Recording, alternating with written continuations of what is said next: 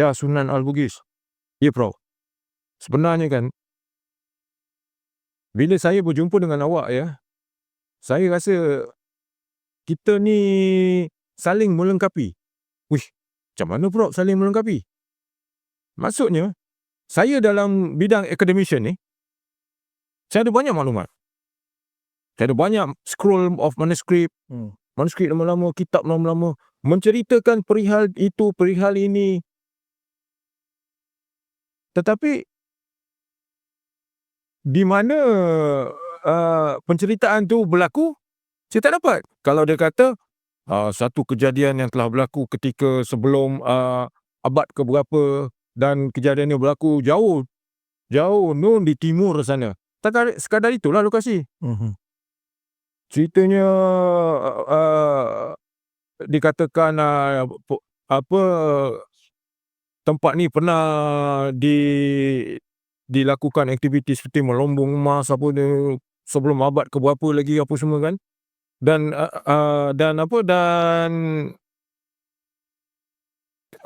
bukan kriteria, cara dia melombong tu dengan buat macam ni, melobang apa semua, mengorek kan.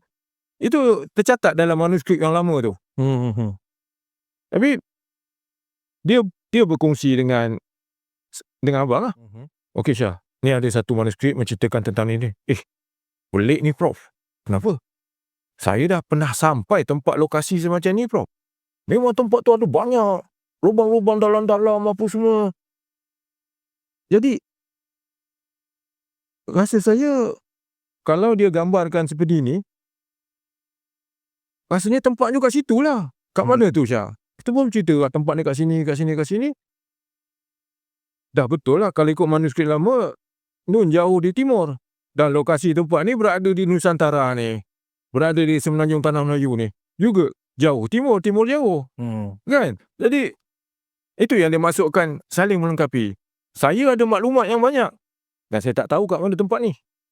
Awak dah jumpa tempat ni banyak, tapi awak tak tahu apa cerita tempat ni. Kita jumpa kota-kota lama kan, binaan kota lama yang desainnya bercirikan itu, ada Islami, lepas tu ada yang zaman-zaman mungkin sebelum zaman syariat lagi ke kan, binaan tu.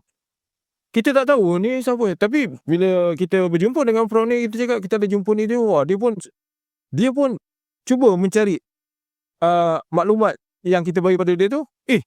Ini zaman era ini zaman empire ini zaman empire ini. Jadi dengan maklumat yang ada pada dia tu, kita ambil, kita pergi lagi sekali. Betul lah, inilah tempat ni era Melayu purba dulu, dengan binaan yang subhanallah memang besar-besar lah. Jadi ini cerita ni memang sebenarnya pengalaman lah. Di situ yang bila saya sendiri menemukan binaan-binaan tu, saya rasa saya berbangga jadi orang Melayu. Alhamdulillah, samalah juga saya. Sebabnya bila saya nampak binaan macam gini, sama hari ni kita tengok Netflix, kita tengok National Geography tentang binaan-binaan purba.